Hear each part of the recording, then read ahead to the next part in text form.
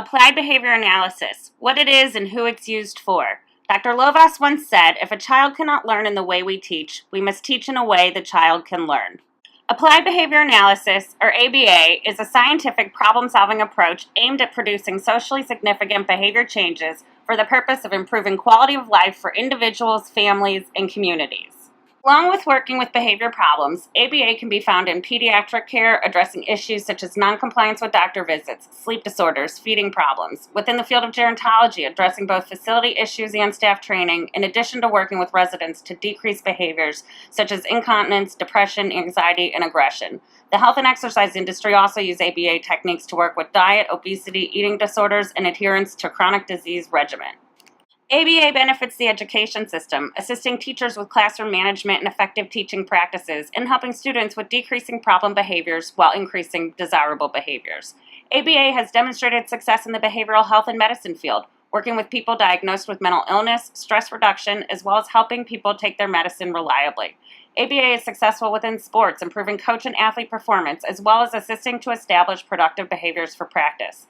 You can also find ABA-based programs in the criminal justice field, within correctional institutions, juvenile halls, and probation services. ABA can be found in the corporate world with organizational behavior management, which focuses on employee training and performance, and industrial behavior-based safety. ABA-based strategies are used to help with sustainability efforts, such as increasing recycling and reducing littering. ABA techniques are also found in the training and welfare of animals and their caregivers. Rats have even been trained to detect landmines. Most notably, ABA can be found in work with people with autism and other developmental disabilities. Anybody and everybody can benefit from ABA. The ABCs, or antecedents, behaviors, and consequences, help determine how and why any behavior happens. Antecedents are events that happen right before a behavior. Behavior describes the actual behavior, and consequences are the events that happen right after a behavior. Examples of antecedents include materials that are either available or unavailable, location of where behavior takes place, time of day, people present or not present, type of instructions and method of delivery, and activities that occur before the behavior. Behavior is anything a person or animal does that we can count and measure. This includes observable behaviors as well as private thoughts and emotions. Behavior can be a form of communication, to demonstrate wants and needs, to gain access to something, to escape or avoid something, or to satisfy basic human needs. A consequence has the ability to increase or decrease the future occurrence of a particular behavior. If the behavior increases in the future, the consequence acts as a reinforcer. If the behavior decreases in the future, the consequence acts as punishment. By definition, reinforcement increases future behavior. Reinforcers can include soda, candy, magazines, activities, video games, crafts, swimming, social interactions, including family or friend time, talking on the phone, praise, reprimands, escape from a task or undesirable situation, or access to water, food, or sleep.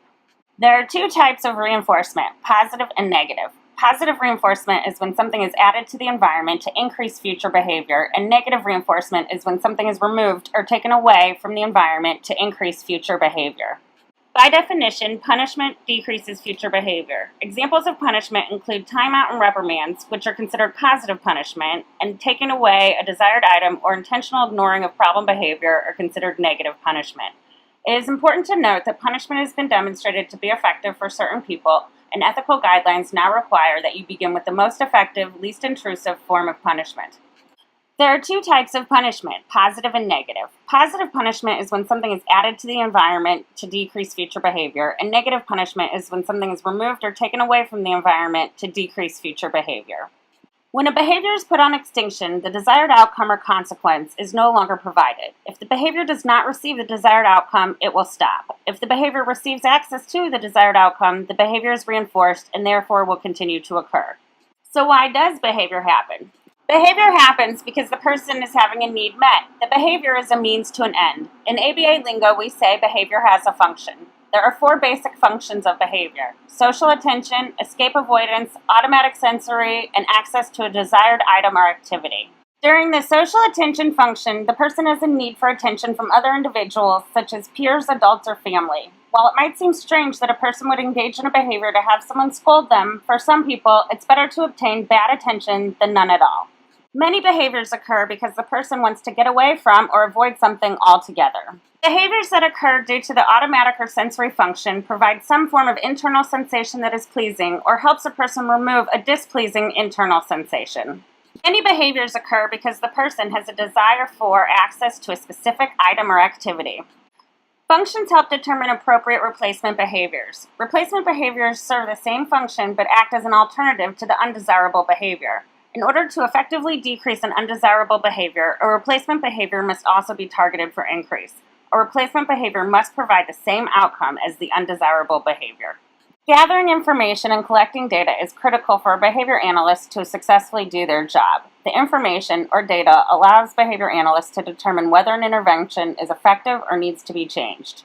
Once the data is collected, it is placed in a graph to provide a visual display. The visual display helps make sense of the information and assists in making database decisions about the behavior of interest. There are many myths about ABA. For instance, ABA is only for people with autism. In fact, ABA has been proven to be beneficial to any organism that behaves. Another myth is that ABA can only be used for behavior problems. In fact, ABA has scientifically proved its effectiveness in changing behaviors in many fields, as mentioned earlier.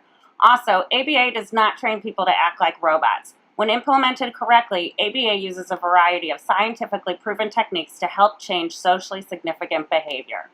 Another myth about ABA is that it only uses punishment techniques to change behavior. Decades of research show that reinforcement procedures lead to behavior change, not punishment procedures. However, when punishment procedures are necessary, they are used in combination with reinforcement procedures. For many reasons, a myth exists that it is unethical to use punishment procedures.